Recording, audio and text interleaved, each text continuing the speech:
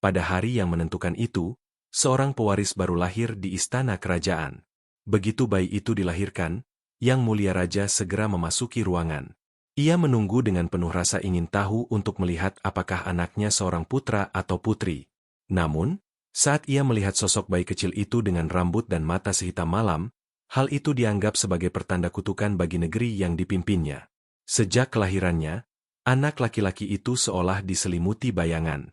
Meski begitu, tanpa diketahui siapapun, sebuah pertemuan takdir sedang mendekat.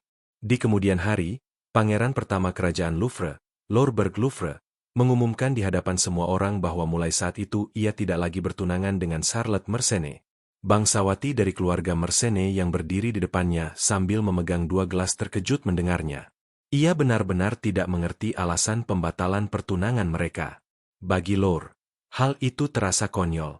Ia tidak percaya Charlotte berpura-pura tidak tahu setelah semua kekejaman yang menurutnya telah dilakukan Charlotte terhadap Lucille. Gadis yang disebut namanya itu mengintip dari balik punggung Lord. Lucille adalah teman sekelas mereka yang juga lahir pada tahun yang sama. Charlotte sendiri benar-benar tidak memahami apa yang sedang dibicarakan sang pangeran. Melihat ekspresinya yang kebingungan justru membuat Lord semakin emosi dan menganggapnya hanya berpura-pura. Ia menuduh Charlotte telah memfitnah, mengintimidasi, dan bahkan mendorong Lucille hingga jatuh dari tangga. Charlotte menyangkal tuduhan itu, tetapi Lord tidak mau mendengarkannya. Ia kemudian memerintahkan Filger dan Dort untuk menangkap Charlotte seperti yang telah direncanakan. Tubuh Charlotte langsung dirantai sehingga ia tidak bisa bergerak. Bahkan lehernya dipasangi kalung besi seolah-olah ia seorang penjahat. Gadis itu mencoba menjelaskan bahwa ada kesalahpahaman besar. Namun Lord tetap menolak mendengarnya karena ia mengaku telah melihat sendiri kejahatan Charlotte. Sebagai mantan tunangannya, ia berkata akan bersikap murah hati dengan memberinya kesempatan untuk meminta maaf kepada Lucille. Charlotte menolak, terlebih karena menurutnya justru dialah yang difitnah. Tiba-tiba, suara tawa memecah ketegangan di ruangan itu. Lord segera menoleh dengan kesal karena adiknya tertawa di saat seperti ini. Alfred kemudian meminta maaf atas sikapnya yang dianggap tidak sopan. Namun ia mengaku bahwa Lord benar-benar memenuhi ekspektasinya sehingga ia tidak bisa menahan tawa. Bisikan para tamu mulai terdengar ketika Alfred melangkah mendekati pusat keributan itu. Anak yang sejak lahir dianggap terkutuk, dengan rambut hitam pekat dan mata hitam gelap, tidak lain adalah Alfred Burglouvelle, putra ketiga kerajaan Louvelle. Ia menunjuk ke arah Lucille dan mengatakan bahwa gadis itu hanyalah rakyat biasa yang tidak tahu tempatnya. Menurutnya, Lucille selalu membuatnya kesal. Lord langsung memperingatkannya bahwa meskipun Alfred adalah pangeran ketiga, ia tidak akan membiarkannya bersikap arogan. Pemandangan itu membuat para tamu berasumsi bahwa Alfredlah yang sebenarnya memperlakukan Lucille dengan buruk, karena ia dikenal sebagai pangeran yang terkutuk. Ada pula yang mengira Alfred sedang mencoba menjebak Charlotte. Mereka tidak pernah menyangka Charlotte yang dikenal berhati baik akan melakukan hal sekejam itu kepada seorang rakyat biasa. Charlotte sendiri hanya terdiam, tidak mampu berkata apa-apa. Lord menyatakan bahwa ia tidak akan pernah memaafkan Alfred karena berani melakukan kekejaman terhadap Lucille. Alfred menanggapinya dengan mengatakan bahwa sikap kakaknya itu benar-benar tidak pantas, terutama karena Lord tidak memiliki bukti bahwa ia melakukan sesuatu. Lord bersikeras bahwa Alfred tidak akan lolos begitu saja, karena menurutnya Alfred sudah mengakui kesalahannya melalui kata-katanya tadi. Alfred kemudian bertanya balik apakah ia benar-benar pernah mengakuinya. Baginya, ia hanya menikmati perkembangan situasi ini dan tidak pernah mengakui kesalahan apapun. Lord menyuruhnya diam, karena menurutnya jika ada seseorang yang pandai menyembunyikan jejak, orang itu pasti Alfred. Alfred hanya tersenyum puas mendengar ucapan itu. Lord memang tidak salah mengenai kemampuannya dalam merencanakan sesuatu, tetapi sebenarnya ia tidak pernah perlu melakukannya. Sejak awal, tidak pernah ada bukti atas kesalahan apapun yang dituduhkan kepadanya. Pertemuan hari itu diadakan sebagai bagian dari perayaan bagi kakaknya, Lord, yang akan memasuki tahun ketiga di akademi. Jika acara itu memang dimaksudkan untuk mengumumkan pembatalan pertunangan, sebagai seorang bangsawan Alfred seharusnya telah diberitahu sebelumnya. Namun ia tidak menerima kabar apapun. Artinya, keputusan itu hanyalah keputusan pribadi Lord. Memanfaatkan kesempatan saat ayah mereka tidak berada di istana, Lore memperlakukan seorang bangsawati seperti penjahat hanya karena pertengkaran di antara para siswa. Bagi Alfred, semuanya terasa terlalu tidak masuk akal. Akhirnya Charlotte angkat bicara. Ia melihat dengan jelas bahwa Lore tidak sedang membuat keputusan secara rasional. Ia mengatakan bahwa jika hati Lore memang sudah tidak lagi menjadi miliknya, maka ia bersedia menerima kenyataan itu dan mundur dengan terhormat. Namun pertunangan mereka bukan sekadar janji lisan. Ikatan itu disahkan secara resmi antara keluarga kerajaan dan keluarga Adipati Mersenne. Tanpa persetujuan kedua belah pihak, terlebih hanya berdasarkan perasaan pribadi Lore, pertunangan itu tidak bisa dibatalkan begitu saja. Lore berteriak menyuruhnya diam. Ia mengklaim bahwa dirinya dan Lucille telah terikat oleh cinta sejati, dan ia bersedia menyingkirkan tradisi lama demi itu. Alfred menyilangkan tangan sambil memperhatikan, karena situasinya mulai menjadi sangat rumit. Saat ayah mereka tidak berada di istana, Lore memegang kekuasaan tertinggi. Tidak seorang pun berani menentangnya, bahkan keluarga Mersenne sekalipun. Charlotte benar-benar sendirian sekarang. Satu-satunya cara untuk mengakhiri situasi ini adalah jika Alfred mengambil semua kesalahan. Itulah peran yang harus dimainkan oleh seorang penjahat. Ia kemudian bertanya kepada Lore langkah apa yang akan diambil selanjutnya. Dan apakah kakaknya benar-benar berniat menahannya atas tuduhan yang bahkan belum terbukti? Lore mengumpat, merasa perlu memberi sedikit pelajaran pada Alfred. Ia memanggil para penjaga dan memerintahkan mereka menangkapnya. Saat para penjaga mendekat, Alfred langsung melompat dan berayun di atas lampu gantung besar di tengah ruangan. Lore panik. Meski para penjaga membawa tombak dan memiliki kemampuan sihir, mereka ragu bertindak. Mereka menolak menyerang karena di ruangan itu ada banyak tamu terhormat. Jika sampai ada yang terluka, itu akan menjadi masalah besar bagi keluarga kerajaan. Lore mendesis kesal karena tidak bisa membantah. Akhirnya ia memerintahkan para penjaga untuk mengepung balkon dan memastikan Alfred tidak bisa keluar dari area itu. Sementara itu, Alfred terus berayun diam-diam di lampu gantung hingga pandangannya jatuh pada Charlotte. Tampaknya gadis itu berhasil menjauh dengan selamat dari pusat keributan. Ia menghela napas lega karena setidaknya Charlotte mungkin terhindar dari penghinaan publik yang lebih parah. Namun di tengah kelengahannya, sebuah serangan menghantam lampu gantung. Alfred tidak sempat menghindar. Ia mendesis kesakitan ketika tangannya terbakar oleh serangan itu. Beruntung tangannya yang lain berhasil meraih pagar lantai 2 saat lampu gantung itu jatuh. Sambil memanjat pagar, Alfred berpikir untuk mundur. Lore jelas sudah kehilangan kewarasannya. Cincin di jari tengahnya mulai bersinar. Ia pun mengucapkan salam perpisahan sambil berharap yang terbaik bagi kakaknya. Ledakan besar terjadi, dan tubuh Alfred terlempar melayang di udara. Para penjaga kebingungan harus berbuat apa dan menunggu perintah, apakah mereka harus mengejarnya.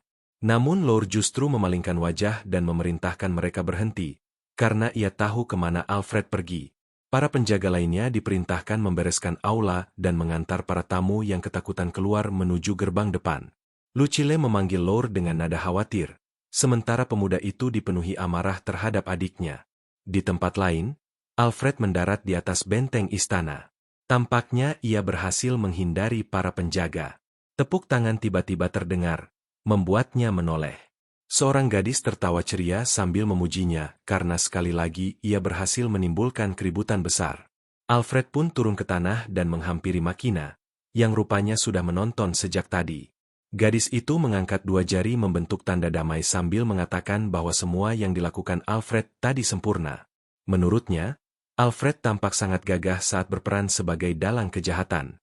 Alfred mengeluh mendengarnya, karena menurutnya itu bukan cara yang pantas untuk menyapa tuannya. Makina bersikeras bahwa ia sudah berusaha sebaik mungkin mendukung tuannya. Bahkan untuk membantu pelariannya, ia sudah menunggu di tempat itu sejak sehari sebelumnya. Alfred mengakui bahwa ia memang pelayan yang patut dipuji. Namun tak lama kemudian ia menyadari sesuatu. Makina sebenarnya hanya mencari alasan agar bisa bermalas-malasan. Pembicaraan mereka kemudian beralih pada kabar tentang Charlotte. Makina menjelaskan bahwa ia sudah menugaskan beberapa penjaga untuk mengawasi keadaan gadis itu, tetapi hingga saat ini belum ada laporan apapun. Itu kemungkinan berarti Charlotte dalam keadaan aman. Bagi Alfred sendiri, keadaan ini justru menguntungkan.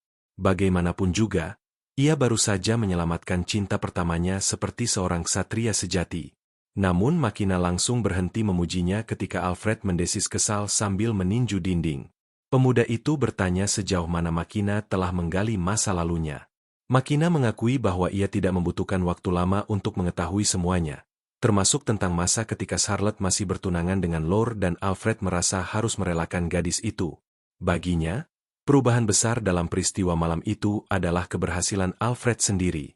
Meski begitu, situasi malam itu sebenarnya tidak sesederhana yang terlihat. Makina kemudian menanyakan rencana Alfred selanjutnya, dan bahkan dengan santai menyarankan agar Alfred saja yang mengambil Charlotte untuk dirinya sendiri. Alfred semakin kesal karena terus-menerus digoda. Sementara itu Makina berpamitan untuk kembali ke kamarnya dan menyuruh Alfred juga beristirahat, sambil terkikik kecil. Ia pergi dengan cepat setelah mengucapkan selamat malam, meninggalkan Alfred yang hanya bisa menghela napas sambil memikirkan kata-katanya. Bagi Alfred, perasaannya pada Charlotte tidak sesederhana sekadar cinta pertama. Keesokan paginya, suara kicau burung dan cahaya matahari menyambut pagi yang hangat. Setelah menimbulkan keributan pada pesta awal tahun ajaran baru di istana, bahkan sampai merusak sebagian tempat itu, Alfred kini duduk di sofa sambil menggaruk kepalanya. Ia mengakui bahwa kejadian malam tadi memang tidak bisa dihindari. Ia berbicara dengan ayahnya melalui merpati milik raja. Burung itu adalah makhluk yang tercipta dari sihir dan memungkinkan komunikasi jarak jauh dengan penggunanya. Menurut Alfred, jika ia tidak bertindak seperti semalam, ia tidak tahu apa yang akan terjadi pada Charlotte. Selain itu, tindakannya juga memberi kesan bahwa Charlotte dijebak oleh pangeran ketiga. Merpati itu menghela napas dan merasa harus memuji Alfred karena telah menyelamatkan Charlotte. Namun tak lama kemudian burung itu terbang mendekat dan mematuki Alfred sambil menanyakan alasan di balik semua tindakan konyolnya. Ia menyebut Alfred sebagai pangeran ketiga yang jahat dan terus-menerus mencoreng namanya sendiri. Alfred mengeluh karena menurutnya tidak ada yang salah dengan itu. Lagi pula, sejak awal ia sudah dikenal sebagai anak yang terkutuk. Baginya sudah terlambat untuk mulai memikirkan reputasi buruk sekarang. Akhirnya burung itu berhenti dan menghela napas panjang. Ia kemudian menyampaikan pesan bahwa Alfred seharusnya bergembira karena ayahnya telah mengatur sebuah perjodohan untuknya. Alfred menganggapnya sebagai lelucon yang kejam. Baginya, terdengar aneh jika seorang anak yang dianggap terkutuk justru mendapatkan lamaran pernikahan. Namun ternyata ayahnya benar-benar serius. Merpati itu menjelaskan bahwa setelah kejadian baru-baru ini, Raja merasa Alfred perlu diawasi lebih dekat. Alfred menilai ayahnya sangat kejam karena sampai menggunakan otoritas kerajaan untuk hal seperti itu. Burung itu sendiri tidak sepenuhnya memahami maksud keluhan Alfred, tetapi ia menjelaskan bahwa pihak perempuanlah yang lebih dulu dihubungi, dan mereka menerima tawaran itu dengan sukarela. Alfred benar-benar tidak bisa memahaminya. Saat itu Makina masuk dan memberitahu bahwa tunangan Alfred telah tiba. Alfred langsung terlonjak kaget. Sementara merpati itu justru memuji Makina karena tampaknya sudah mengetahui hal itu sejak awal. Makina kemudian berbalik dan mempersilakan seseorang yang telah menunggu di luar untuk masuk. Orang yang dimaksud sebagai tunangan Alfred ternyata adalah Charlotte. Ayahnya tampaknya menyadari bahwa Alfred mulai menaruh perasaan pada gadis itu. Mendengar hal itu, Alfred langsung mencengkera merpati tersebut dan menuntut penjelasan tentang maksud kedatangannya. Merpati itu akhirnya mengakui bahwa keputusan Alfred semalam sebenarnya tepat. Dengan membuat dirinya tampak sebagai pelaku, rumor tentang Charlotte yang menindas siswi bernama Lucille bisa dialihkan menjadi cerita bahwa Charlotte dijebak oleh pangeran ketiga. Dengan kata lain, sebuah kebohongan baru digunakan untuk menutupi kebohongan lama. Meski begitu, satu fakta tetap tidak bisa diubah. Pangeran pertama telah memutuskan pertunangan dengan Charlotte. Situasi Charlotte sudah berada di posisi yang sangat genting. Namun di sisi lain, tidak bisa dipungkiri bahwa Charlotte adalah seseorang yang akan dengan senang hati diterima sebagai bagian dari garis keturunan kerajaan. Kesalahan dalam menangani masalah ini berada di tangan pihak ibu kota kerajaan, sehingga sudah sepantasnya mereka bertanggung jawab. Alfred mengusap kepalanya, bingung mengapa justru dirinya yang harus terlibat. Bahkan mungkin pada akhirnya ayahnya menjadi semakin sinis terhadapnya. Merpati itu kemudian menjelaskan bahwa ada 4 alasan utama di balik keputusan tersebut. Pertama, hanya Alfred yang tersedia. Kedua, untuk memenuhi keinginan Charlotte. Ketiga, Sang raja percaya bahwa Charlotte dapat menjadi pendamping yang mampu menahan Alfred. Sedangkan alasan terakhir hanyalah sebuah rumor. Makina kemudian mengangkat tangan dan meminta maaf karena menyela. Ia menjelaskan bahwa ada rumor yang beredar bahwa sejak awal Alfred sebenarnya telah menyimpan perasaan pada Charlotte dan merancang rencana untuk merebut gadis itu dari pangeran pertama. Setidaknya, itulah cerita yang beredar di akademi. Secara sederhana, Alfred disebut telah mencuri kekasih kakaknya. Makina terkikik, terutama saat melihat ekspresi terkejut Alfred. Pemuda itu sendiri tidak lagi mengerti siapa sebenarnya yang mencuri siapa. Makina tertawa sambil menjelaskan bahwa menurut orang-orang, Alfred telah merebut Charlotte dari Lore. Rumor itu muncul akibat peristiwa yang terjadi sejak malam pesta tersebut.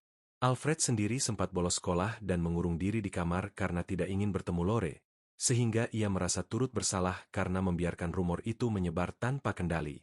Namun setelah dipikirkan kembali, Alfred mulai curiga bahwa Lore sendirilah yang menyebarkan rumor itu. Makina tertawa renyah karena dugaan tersebut tepat. Pangeran Lore memang sangat marah dan dimanapun ia berada selalu mengatakan bahwa adiknya, Alfred, telah menggunakan Lucille untuk merebut Charlotte darinya. Ia selalu bertindak seperti itu. Mendengar penjelasan tersebut, Alfred hanya bisa melongo dengan wajah menderita. Makina bahkan mengaku telinganya hampir sakit karena terus mendengar cerita yang sama, membuat Alfred akhirnya terkulai lemas. Disitulah letak inti masalahnya. Rumor itu mungkin akan dimanfaatkan untuk meresmikan pertunangan mereka. Alfred tidak mengerti mengapa ayahnya justru menyetujui logika gila Lore, sehingga ia harus menerima segala celaan. Padahal sang ayah mengaku hanya mengikuti alur yang sudah terbentuk. Cerita itu bisa dengan mudah diubah menjadi kisah bahwa Charlotte adalah korban yang diculik oleh pangeran ketiga yang jahat. Itu merupakan peran yang mudah dimainkan oleh Alfred. Kata-kata merpati itu membuat Alfred merasa seolah-olah ayahnya benar-benar hadir di hadapannya. Makina menjelaskan bahwa Charlotte akan digambarkan sebagai gadis yang tertindas. Dengan begitu orang-orang akan merasa iba kepadanya dan berhenti menganggapnya sebagai pelaku kejahatan. Mendengar penjelasan itu, Alfred meninju meja karena tidak tahan dengan rencana ayahnya. Ia tidak mengerti bagaimana ayahnya dan Makina bisa begitu santai membicarakan hal tersebut. Jika Charlotte menjadi tunangan anak terkutuk, reputasinya justru akan semakin tercemar. Mereka memang ingin membersihkan namanya, tetapi cara ini bukan sekadar tipu daya sementara untuk publik. Itu akan menjadi belenggu yang mengikat Charlotte seumur hidup. Karena itulah Alfred berpikir seharusnya ayahnya memperbaiki reputasinya sendiri demi gadis itu. Ia pun mengumpat ketika akhirnya menyadari bahwa ayahnya sebenarnya sudah mengetahui perasaannya. Rupanya inilah yang dimaksud ayahnya dengan hujan dalam alasan utama pertunangannya dengan Charlotte. Sialnya, Alfred tidak pernah meminta semua ini. Ia hanya memainkan peran yang telah diberikan kepadanya. Dalam keadaan normal, manusia terlahir dengan 4 elemen sihir, yaitu api, air, tanah, dan udara. Bergantung pada bakat masing-masing individu, seseorang dapat menggunakan beberapa elemen sekaligus, tetapi biasanya hanya terbatas pada keempat elemen tersebut. Namun, keluarga kerajaan berbeda. Mereka memiliki kekuatan emas yang berasal dari elemen kelima, yaitu aether. Kekuatan inilah yang menjadikan keluarga kerajaan seperti sekarang. Akan tetapi, yang ada di dalam diri Alfred bukanlah aether, melainkan elemen keenam, yaitu rebos. Kekuatan yang sama yang dahulu digunakan oleh penyihir malam untuk menenggelamkan dunia ke dalam kegelapan, sesuatu yang sejak zaman kuno dianggap sebagai pertanda buruk. Karena itulah Alfred mengasingkan diri sejak kecil. Setiap kali menghadiri pesta kaum bangsawan, orang-orang selalu menghindarinya dan berbisik penuh penghinaan di belakangnya. Begitulah kehidupannya selama ini. Jika sang raja mencoba membela Alfred, reputasinya sendiri justru akan tercemar. Karena itu, Alfred memilih memainkan peran sebagai penjahat. Ia mengepalkan tangannya karena tidak pernah merasa meminta ayahnya melakukan hal seperti itu. Ayahnya selalu mengatakan hal yang sama, hingga membuat Alfred tak segan-segan mengumpatinya. Merpati itu bertanya apakah masih ada hal lain yang ingin disampaikan oleh putranya yang dianggap bodoh itu. Alfred tetap diam. Pemuda itu kemudian menoleh ke arah Charlotte dan menanyakan apakah gadis itu keberatan. Charlotte mengakui bahwa dialah yang ingin tetap mempertahankan hubungannya dengan keluarga kerajaan. Charlotte adalah sosok yang istimewa bagi keluarga kerajaan, bahkan di antara seluruh keluarga adipati. Salah satu alasannya adalah jumlah mana yang ia miliki, tetapi bukan hanya itu. Elemen miliknya dikenal sebagai mana perak. Sifatnya sangat mirip dengan Aether, elemen kelima yang hanya dimiliki keluarga kerajaan. Charlotte mungkin tidak sekuat para bangsawan lain, tetapi bakatnya tidak tertandingi. Alfred merasa tidak ada orang lain yang lebih layak untuk mendukung keluarga kerajaan. Itulah yang diinginkan ayahnya. Namun sekali lagi Alfred mengingatkan bahwa kakaknya baru saja memutuskan pertunangan mereka di depan umum belum lama ini, sesuatu yang mungkin membuat Charlotte merasa ragu terhadap laki-laki. Machina kemudian mengingatkan Alfred untuk menjaga sopan santun, karena sikapnya sudah keterlaluan. Charlotte menggenggam kedua tangannya dan dengan jujur mengatakan bahwa mungkin ia akan merasa lebih menolak jika harus menikah dengan pria lain, tetapi jika dengan Alfred, ia sama sekali tidak keberatan. Ekspresi tulus yang disertai kata-kata lembut itu membuat Alfred terdiam. Pemuda itu teringat bahwa Charlotte adalah satu-satunya orang di pesta yang tidak peduli dengan statusnya sebagai anak terkutuk dan justru mendekatinya. Karena itulah Alfred tahu bahwa Charlotte sepenuhnya mempercayainya. Ia mengumpat pelan karena menyadari bahwa dirinya tidak bisa mengabaikan Charlotte. Melihat tuannya hanya terdiam, Machina berbisik memanggilnya dan mengingatkan bahwa jika ia melarikan diri sekarang, ia hanya akan mempermalukan Charlotte. Alfred menyuruhnya diam karena ia sudah mengetahuinya. Charlotte sendiri hanya memandang bingung pada tuan dan pelayan yang berbisik di depannya. Akhirnya Alfred mengakui bahwa dirinya salah karena menangani situasi ini dengan cara seperti sebelumnya. Lalu ia menyetujui pertunangan bisnis tersebut. Charlotte tampak bahagia mendengarnya, sementara merpati itu menghela napas lega. Namun Alfred meminta mereka untuk tidak salah paham, karena ia tidak berniat mengubah perannya. Ia kemudian berbalik sambil mengatakan bahwa pertunangan itu tidak ada hubungannya dengan hal tersebut. Kedua gadis di ruangan itu mengikuti langkahnya dengan tatapan mereka. Alfred berhenti sejenak di ambang pintu. Sebelum benar-benar pergi, ia mengatakan bahwa ia akan tetap melakukan apa yang selama ini ia lakukan. Keheningan menyelimuti ruangan beberapa saat setelah Alfred pergi, hingga Charlotte yang tampak murung mulai menebak bahwa mungkin Alfred membencinya. Machina lalu tertawa kecil dan meminta Charlotte tidak khawatir. Ia menjelaskan bahwa Alfred memang tidak pandai mengekspresikan perasaannya. Menurutnya, saat itu Alfred merasa 30% khawatir, 30% bingung, dan 40% bahagia. Charlotte dapat menilai bahwa Machina tampaknya sangat mengenal Alfred. Pelayan itu hanya menggaruk kepalanya sambil tertawa kecil, karena dialah yang paling lama melayani Alfred. Mendengar hal itu, Charlotte pun meminta Machina menceritakan segala hal tentang dirinya. Ia ingin mengenal Alfred dengan baik.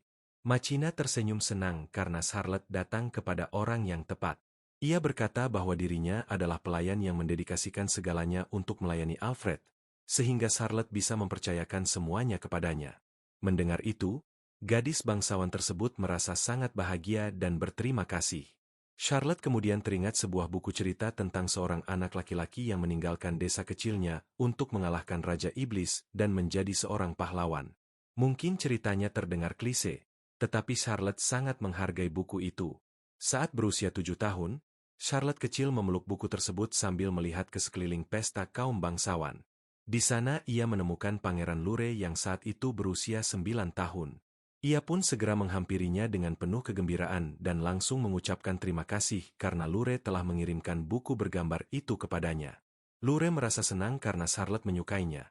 Begitu pula Charlotte yang dengan jujur mengaku bahwa cerita dalam buku itu sangat menakjubkan. Ia bahkan berkata akan sangat luar biasa jika pada akhirnya seseorang bisa berteman dengan musuhnya, seperti yang terjadi dalam buku tersebut. Lure menyetujuinya dan mengatakan bahwa tidak ada hal yang lebih baik daripada hidup rukun. Mendengar itu, Charlotte dengan polos mengatakan bahwa ketika suatu hari ia menjadi ratu, ia ingin membuat semua orang di kerajaan hidup dalam keharmonisan. Namun Lure dengan enggan mengatakan bahwa kenyataan tidak berjalan seperti itu. Bermimpi memang tidak salah, tetapi pada akhirnya itu hanyalah harapan kosong. Sebuah kerajaan tidak akan berjalan dengan baik jika ratunya memiliki pemikiran seperti itu. Charlotte terdiam sambil memeluk bukunya dengan erat. Lalu akhirnya mengangguk setuju pada kata-kata Lure. Tak lama kemudian seseorang memanggil pangeran itu, sehingga Lure meminta maaf dan segera berpamitan.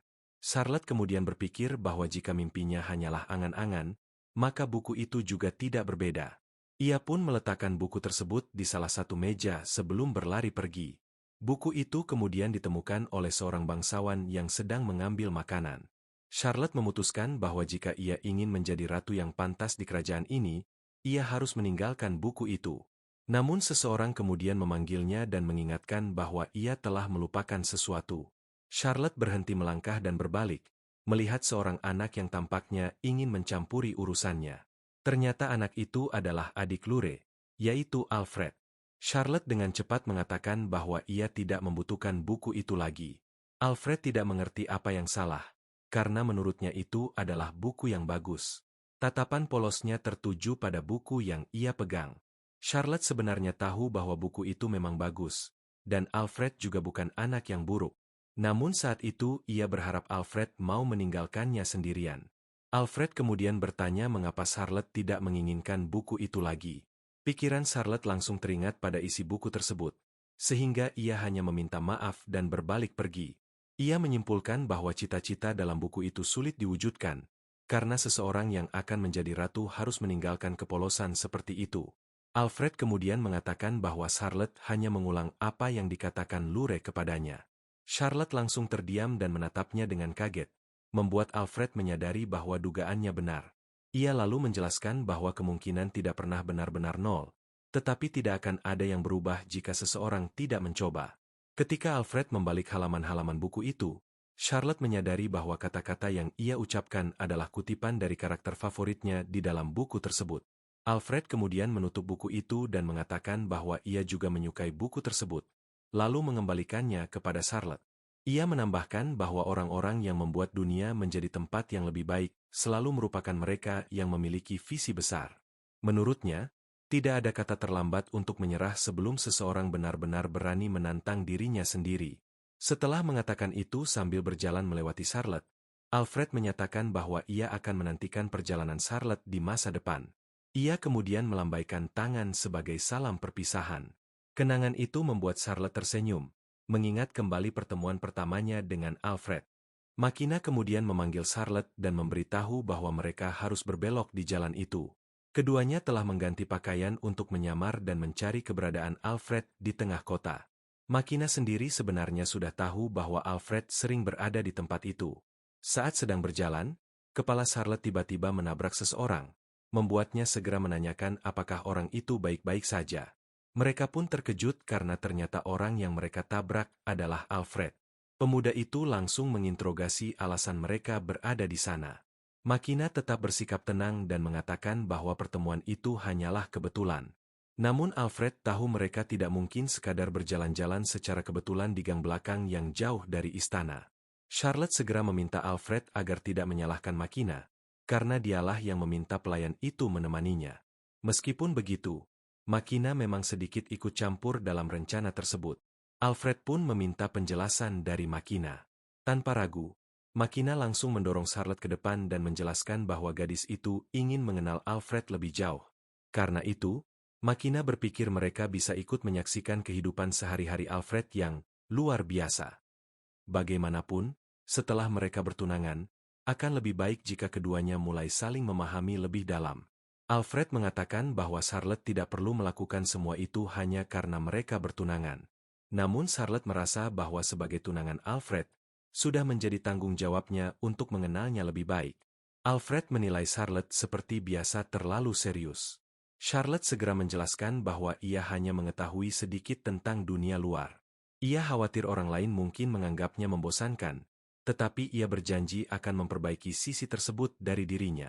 Mendengar itu, Alfred langsung panik dan buru-buru menjelaskan bahwa ia sama sekali tidak bermaksud mengatakan Charlotte membosankan, lalu meminta bantuan Makina. Makina kemudian berbisik kepada Charlotte bahwa Alfred sebenarnya menyukai tipe perempuan yang rapi, sopan, polos, dan memiliki tubuh yang berlekuk. Menurut Makina, Charlotte secara kebetulan sangat cocok dengan kriteria tersebut. Ia bahkan mengatakan bahwa Charlotte memiliki bakat besar dari segi tubuh. Karena itu, Makina meminta Charlotte agar lebih percaya diri. Mendengar perkataan itu, Alfred langsung mengumpat dan mengejar Makina untuk memberinya pelajaran karena telah mengatakan hal-hal seperti itu kepada Charlotte. Charlotte justru memuji keduanya yang terlihat akrab dan tampak sudah saling mengenal sejak lama. Makina kemudian mengusulkan ide untuk memperdekat hubungan Charlotte dan Alfred, yaitu dengan mengubah cara mereka saling memanggil menggunakan nama panggilan. Alfred langsung mengeluh karena Makina kembali mengeluarkan ide aneh. Namun Charlotte benar-benar memikirkan nama panggilan yang cocok. Dengan sedikit malu, Charlotte memanggilnya Al, yang langsung membuat Alfred membeku di tempat. Makina lalu menambahkan ide lain yang menurutnya tidak kalah bagus, yaitu agar Alfred memanggil Charlotte dengan nama Char. Mendengar itu, Alfred sampai melompat seperti tersambar petir, seolah-olah Makina sedang mencoba membunuhnya dengan ide-ide manis seperti itu. Charlotte sendiri justru menyukai nama panggilan tersebut, membuat Makina semakin menggoda Alfred. Pemuda itu langsung menolak mentah-mentah, lalu memalingkan wajah seolah kesal, meskipun sebenarnya ia lebih merasa malu. Melakukan hal seperti itu saat ini benar-benar membuatnya sangat canggung. Charlotte kemudian meminta maaf dan mengeluh bahwa itu hanyalah usulan membosankan dari perempuan yang membosankan. Makina segera memperingatkan Alfred agar tidak menindas perempuan. Akhirnya Alfred setuju dengan terpaksa. Ia membelakangi kedua gadis itu, lalu memanggil Charlotte dengan nama Chet. Charlotte yang dipanggil pun menjawab dengan sangat ceria. Makina merasa senang melihat perkembangan hubungan mereka. Sementara itu, Alfred harus berusaha keras menenangkan dirinya sendiri, karena semua ini terasa terlalu berat bagi jantungnya. Charlotte kemudian bertanya apa tujuan Alfred datang ke kota hari itu. Alfred mengaku tidak memiliki alasan khusus. Namun Makina langsung menyela dan mengatakan bahwa sebenarnya Alfred datang untuk membeli buku-buku memalukan dengan sampul bergambar wanita, seperti buku yang pernah ia temukan di kamar Alfred. Makina bahkan menghela napas sambil mengatakan bahwa ia tidak terkejut melihat isi buku yang menampilkan tokoh seperti Santo dan Biarawati, tetapi ia tidak menyangka ada karakter pelayan yang muncul di dalamnya. Charlotte segera membaca buku itu dengan penasaran, membuat Alfred marah karena Makina membawa buku tersebut ke tempat itu. Alfred segera merebut buku itu dari tangan Charlotte dan melarangnya membaca sesuatu yang ia sebut sebagai sampah, karena menurutnya buku seperti itu tidak pantas. Charlotte terkejut dengan reaksinya. Namun setelah itu ia memanggil Alfred dan mengatakan bahwa justru karena ia adalah tunangannya, Charlotte merasa perlu mengenal Alfred lebih baik. Ia bahkan meminta izin untuk melihat isi buku tersebut. Alfred langsung berteriak, karena menurutnya buku itu adalah sesuatu yang tidak perlu diketahui oleh Charlotte. Beberapa saat kemudian, Alfred duduk dengan tubuh lemas. Ia menyuruh Charlotte dan Makina untuk segera kembali, karena urusan mereka di tempat itu sudah selesai. Ia juga tidak lupa meminta mereka melupakan semua hal tentang buku tersebut. Makina lalu bertanya apakah Alfred benar-benar datang untuk membeli buku-buku yang tidak senonoh lagi. Alfred bahkan mengakui bahwa sepanjang hidupnya, baru hari ini ia benar-benar merasa ingin memecat Makina. Namun pelayan itu tetap bertanya mengapa Alfred tidak memberitahu mereka tujuan sebenarnya. Makina dan Charlotte bahkan mengatakan bahwa mereka berniat ikut kemanapun Alfred pergi. Alfred akhirnya menjelaskan bahwa ia tidak pergi ke tempat khusus, melainkan sedang mengumpulkan informasi. Seorang pedagang yang menanggapi gosip yang Alfred tanyakan mengatakan bahwa kemungkinan itu berkaitan dengan pertunangan Pangeran Louris. Menurutnya, pangeran ketiga tentu saja yang patut disalahkan seperti biasa. Ia bahkan mendengar rumor bahwa Alfred telah menculik putri seorang adipati atau melakukan perbuatan jahat lainnya. Mendengar itu, Alfred justru tertawa dan memuji versi dirinya yang digambarkan pedagang tersebut. Charlotte hanya menatap bingung, sementara Makina tersenyum santai. Ketika Alfred mendekati mereka, Charlotte dan Makina pura-pura sedang memilih buah. Setelah menyelesaikan urusannya di daerah itu, Alfred diberi beberapa apel oleh pedagang. Lalu ia melemparkan salah satunya kepada Charlotte. Charlotte kemudian memastikan bahwa Alfred memang sedang mengumpulkan informasi. Alfred menjelaskan bahwa ia mampir ke beberapa toko yang sering ia kunjungi untuk menanyakan berbagai hal sambil memakan apel. Ia menanyakan apakah ada orang mencurigakan yang berkeliaran atau bagaimana reputasi Louris di mata masyarakat. Menurutnya, informasi yang diperoleh langsung dari masyarakat biasanya lebih akurat. Charlotte terus mengajukan berbagai pertanyaan sambil mengikuti langkah Alfred, sementara Makina menggosok apel miliknya pada pakaiannya sebelum menggigitnya. Tujuan utama Alfred hari itu adalah menyelidiki bagaimana masyarakat membicarakan putusnya pertunangan tersebut. Ia sebenarnya berniat melakukannya sendirian. Sementara itu, Makina mengajarkan Charlotte cara menggigit apel secara langsung. Hal itu membuat Charlotte terkejut karena ia tidak terbiasa melakukannya. Gadis bangsawan itu menatap apel di tangannya dengan mata berbinar, membayangkan bahwa seseorang bisa memakan apel tanpa perlu memotongnya terlebih dahulu. Alfred tersenyum melihat ekspresi Charlotte dan merasa bahwa untuk saat ini ia tidak perlu terlalu khawatir. Ia senang karena hal itu setidaknya bisa mengalihkan perhatian Charlotte. Tak lama kemudian mereka tiba di depan gedung persekutuan petualang. Alfred langsung membuka pintunya. Para petualang biasanya bepergian ke berbagai tempat untuk bekerja, sehingga informasi seringkali berkumpul di tempat seperti itu. Charlotte tertegun melihat persekutuan yang sebenarnya, persis seperti yang ada dalam buku bergambarnya. Seorang gadis resepsionis bernama Maisie yang sedang membawa 4 gelas minuman kemudian menyambut mereka. Ia tampak sedikit terkejut karena Alfred biasanya tidak datang bersama teman. Alfred membalas sapaan itu dan memesan sebuah meja. Karena persekutuan sedang sangat ramai, hanya tersisa satu meja di bagian paling belakang. Ternyata Kevin dan rekan-rekannya baru saja berhasil menyelesaikan misi penaklukan Dungeon. Mereka menyampaikan kabar baik itu, lalu berpamitan dan berjanji akan mampir lagi nanti. Alfred kemudian menunjuk papan misi di sudut ruangan, gelas-gelas besar dengan paku logam, serta berbagai botol minuman berwarna yang tersusun di rak. Charlotte terus memandang sekeliling dengan penuh kekaguman, karena selama ini ia hanya melihat semua hal itu di dalam buku. Bangunan persekutuan tersebut juga berfungsi sebagai bar. Setelah mereka tiba di meja mereka, Alfred memberitahu bahwa beberapa petualang di sana sedang merayakan keberhasilan mereka. Makina yang sudah lebih dulu duduk sambil memegang buku menu kemudian menyerahkannya kepada Charlotte, dan mempersilakan gadis itu memesan apapun yang ia inginkan. Begitu membaca isi menu tersebut, Charlotte tidak bisa menyembunyikan keterkejutannya. Ia bahkan tidak percaya bahwa seseorang bisa memakan daging langsung dari tulangnya. Di sana juga terdapat hidangan seperti salad herbal. Charlotte mengaku bahwa selama ini ia hanya pernah membaca menu seperti itu di dalam cerita. Ia benar-benar terpesona dan tampak sangat menyukainya. Sementara itu, Alfred berbisik kepada Makina dan menanyakan apakah Charlotte benar-benar datang ke tempat ini karena ingin mengenalnya lebih baik. Makina menyuruhnya berhenti bersikap konyol, karena Charlotte memang benar-benar melakukan semua itu dengan tulus. Ia merasa Charlotte mungkin masih sedih setelah pertunangannya dibatalkan, sehingga perubahan suasana seperti ini bisa membantunya sedikit melupakan kesedihan. Makina tahu Alfred mungkin sulit memahami hal seperti itu karena sifatnya yang terlalu tidak peka. Jadi sebagai pelayan yang sangat peduli, ia merasa perlu membantu. Jika Alfred ingin berterima kasih, Makina bahkan bercanda meminta agar ia tidak ragu memujinya dan menaikkan gajinya. Alfred langsung menyetujuinya dan menyampaikan rasa terima kasihnya dengan sungguh-sungguh sambil membungkuk hormat. Sikap itu justru membuat Makina membeku dengan keringat dingin, karena ia tidak tahu harus bereaksi bagaimana.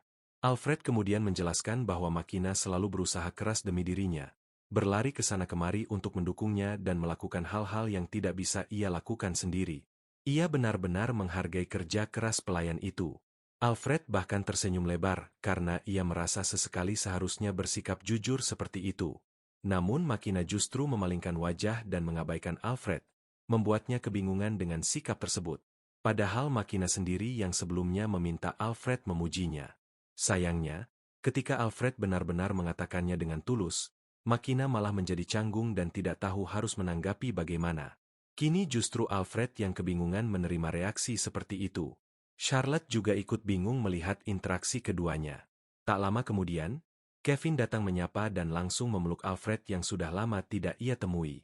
Ia kemudian mengobrol ringan tentang pesta yang diadakan karena mereka berhasil menyelesaikan misi penaklukan Dungeon. Kevin lalu mengalihkan pembicaraan pada Alfred yang datang dengan dua gadis di kedua sisinya. Dengan nada bercanda, ia bahkan meminta izin untuk meminjam salah satu dari bunga tersebut. Charlotte segera meminta maaf karena belum memperkenalkan diri dan mengatakan bahwa ia adalah tunangan Alfred.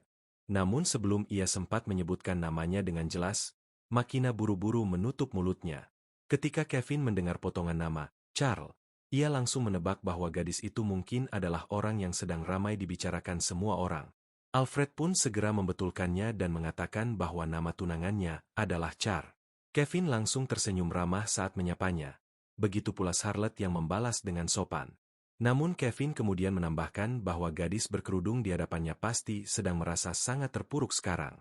Ia menjelaskan bahwa nama Charlotte sangat mirip dengan nama seorang gadis bangsawan yang sedang menjadi bahan pembicaraan karena dituduh menindas rakyat biasa. Mendengar itu, ketiganya langsung terdiam. Kevin kemudian duduk sambil meletakkan mugnya di meja dengan agak keras. Ia berkata bahwa dirinya benar-benar tidak bisa memaafkan Charlotte yang dimaksud dalam rumor tersebut. Ia mengaku tidak terlalu peduli seberapa penting keluarga adipati itu, tetapi menurutnya keluarga yang menindas rakyat biasa hanya untuk melampiaskan amarah benar-benar sudah rusak sampai ke akar-akarnya. Kevin menduga gadis itu melakukan semua perbuatan jahat tersebut karena Pangeran Lure memutuskan pertunangannya dengannya. Charlotte hanya bisa menundukkan kepala mendengar cerita itu, hingga Alfred segera menggenggam tangannya. Kevin kemudian menyebut pangeran ketiga yang disebut sebagai anak terkutuk itu benar-benar menyebalkan karena juga menginginkan Charlotte. Ia bahkan meragukan masa depan kerajaan jika anak seperti itu tetap berada dalam keluarga kerajaan. Menurutnya, setidaknya kerajaan masih memiliki putri pertama Luch, pangeran kedua Robert, putri kedua Sophie, dan yang paling populer dari semuanya, pangeran pertama Lure. Tentu saja, menurut Kevin, rakyat tidak membutuhkan pangeran ketiga yang kejam itu. Kevin bahkan berkata bahwa akan lebih baik jika pangeran ketiga dan putri adipati itu menghilang saja dan mati di suatu parit. Banyak orang yang pasti akan senang melihat mereka pergi. Mendengar terlalu banyak pendapat seperti itu, Alfred sempat terlihat terkejut. Namun kemudian ia tertawa, meskipun dalam hatinya ia menyesali karena membiarkan emosinya sedikit terguncang. Ia lalu segera menyangkal dan mengatakan bahwa gosip yang Kevin dengar ternyata berbeda dengan apa yang ia dengar. Alfred sebenarnya tidak akan terlalu terpengaruh jika Kevin hanya menghina dirinya. Namun Kevin bahkan ikut mencela Charlotte. Karena itu Alfred mengatakan bahwa selain rumor tentang pangeran ketiga, ia juga mendengar kabar bahwa putri keluarga adipati sebenarnya adalah korban dalam semua kejadian tersebut. Kevin tampak tidak percaya. Sebagai seseorang yang berada di pusat komunitas para petualang, Kevin mengenal hampir semua orang. Jika ada rumor buruk yang beredar, menurutnya Alfred hanya perlu menandinginya dengan cerita yang lebih baik. Alfred kemudian terus berbincang dengan Kevin dan beberapa anggota penting guild lainnya, sambil menyebarkan berbagai cerita yang menguntungkan Charlotte kemanapun ia pergi. Ia menegaskan bahwa putri keluarga adipati tidak pernah menindas rakyat biasa, lalu mengalihkan semua kesalahan kepada pangeran ketiga dan berbagai versi cerita lainnya. Narasi itu terus ia ulangi sepanjang hari. Seharusnya sampai di situ saja kegiatannya hari itu. Namun ketika mereka berjalan pulang, langkah Charlotte terasa berat. Sepanjang perjalanan, Alfred yang berjalan di depan tidak mengatakan apapun. Akhirnya Charlotte yang lebih dulu berbicara dan mengatakan bahwa Alfred tidak melakukan kesalahan apapun. Alfred justru meminta maaf atas kejadian sebelumnya. Ia tahu Charlotte datang ke kota hanya untuk mencari suasana baru, sehingga ia hanya bisa mengatakan agar Charlotte tidak terlalu memikirkan semua hal tadi. Charlotte terdiam sambil mengepalkan kedua tangannya. Lalu dengan suara gemetar ia meminta maaf karena tidak bisa menuruti permintaan Alfred. Ketika mengatakan hal itu, suaranya bergetar. Setibanya di istana, Alfred berteriak kesal di kamarnya. Ia sebenarnya sudah memiliki firasat bahwa Charlotte akan mengatakan hal seperti itu. Gadis itu terlihat menikmati kegiatannya sepanjang hari, sehingga Alfred benar-benar lengah. Padahal ia tahu rumor tersebut pasti menjadi bahan pembicaraan di seluruh kota, dan suasana hati Charlotte memang tampak semakin buruk dalam perjalanan pulang. Alfred terus memegangi kepalanya sambil duduk di meja kerjanya. Ia bahkan mulai berpikir bahwa mungkin untuk sementara waktu ia sebaiknya tidak bertemu Charlotte dulu. Di tempat latihan militer, para prajurit sedang menjalani latihan seperti biasa. Namun Alfred terkejut ketika menemukan Charlotte berada di sana. Gadis itu segera menyapanya. Sementara Makina hanya berdiri diam mengawasi dari belakang. Alfred memalingkan wajahnya dan bertanya, apakah Charlotte tidak memiliki kegiatan lain yang lebih baik selain mengikutinya. Ia bahkan menambahkan bahwa Charlotte seharusnya pergi belajar seperti biasanya. Setelah mengucapkan itu, Alfred langsung mengumpat dalam hati karena kata-katanya terdengar lebih kasar dari yang ia maksudkan. Charlotte tampak terkejut. Ia kemudian menyadari bahwa jika suatu hari ia ingin menjadi ratu, ia mungkin harus mengorbankan banyak hal, bahkan sampai melewatkan pelajaran. Suasana menjadi canggung, dan Charlotte sendiri tidak mampu melanjutkan kalimatnya. Makina pun menegur Alfred karena dianggap tidak memiliki kebijaksanaan dalam berbicara. Akhirnya mereka hanya duduk diam di teras sambil menonton para prajurit berlatih. Setelah beberapa saat, Charlotte mengumpulkan keberanian untuk bertanya apa yang sebenarnya dilakukan Alfred di tempat itu. Alfred menjawab dengan jujur bahwa ia hanya mengamati latihan para prajurit. Meskipun hal itu tidak meningkatkan kemampuannya secara langsung, ia datang untuk menilai kekuatan militer kerajaannya dengan mata kepalanya sendiri. Di medan perang, tidak ada yang tahu apa yang akan terjadi, sehingga memahami kemampuan para prajurit dapat memengaruhi peluang kemenangan, terutama jika strategi yang direncanakan gagal. Sebagai contoh, Alfred menunjuk seorang prajurit yang sedang mengayunkan pedang. Gerakannya terlihat tenang dan stabil ketika menyerang. Tebasannya akurat, tetapi refleksnya agak lambat. Seorang petarung yang lambat akan kesulitan menghadapi lawan yang bergerak cepat.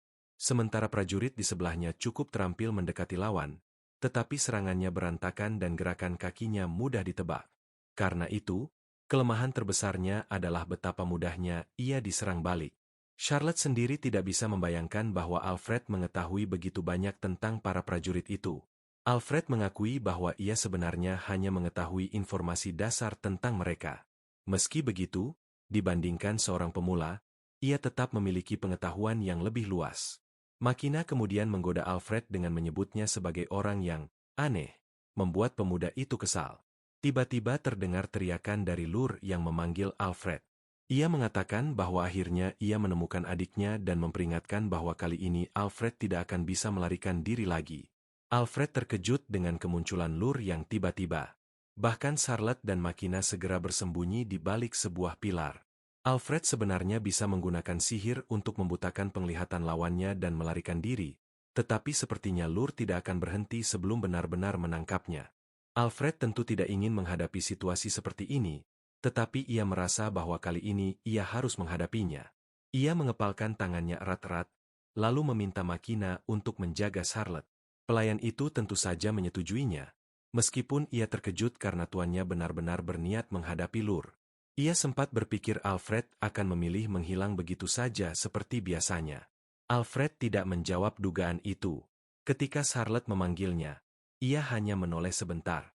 Melihat tatapan cemas gadis itu, Alfred mengatakan agar Charlotte tidak perlu khawatir. Ia mengaku sudah terbiasa menghadapi kakaknya.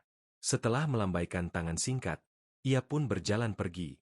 Sambil menggaruk kepalanya dan menghela napas, Alfred kemudian bertanya apa sebenarnya yang dilakukan Lur hingga mencarinya seperti itu. Lur langsung menunjukkan ketidaksenangannya karena Alfred kembali memanggilnya dengan nama tersebut, meskipun sudah berkali-kali diperingatkan. Alfred mengaku tahu, lalu bertanya apa sebenarnya yang diinginkan Lur sampai harus menghentikan latihan di tempat itu. Lur tampak sangat berapi-api. Menurutnya, tindakan Alfred beberapa waktu lalu adalah puncak kebodohan yang membuat kepercayaan rakyat terhadap keluarga kerajaan mulai goyah. Ia mengatakan bahwa keluarga kerajaan tidak boleh melakukan hal seperti menindas rakyat tak bersalah seperti Lucille. Sebagai sesama bangsawan, Lur memutuskan bahwa dialah yang akan memperbaiki perilaku adiknya. Alfred hanya menghela napas karena Lur kembali membahas hal yang sama. Ia kemudian meminta bukti. Mendengar jawaban santai itu, Lur semakin kesal. Namun Alfred tetap meminta bukti bahwa dirinya benar-benar menindas Lucille yang tidak bersalah. Menurut Alfred, jika tuduhan itu benar, sang raja tentu tidak akan menoleransinya dan ia pasti sudah dipenjara sejak lama. Lur tidak ingin mendengar penjelasan apapun lagi. Ia melemparkan sebuah pedang kayu dan menyuruh Alfred mengambilnya. Lur mengancam bahwa jika Alfred masih berpura-pura bodoh, ia akan memberikan pelajaran dengan pedang sungguhan. Alfred memang mengambil pedang itu, tetapi langsung mematahkannya dan mengatakan bahwa semua itu terdengar membosankan.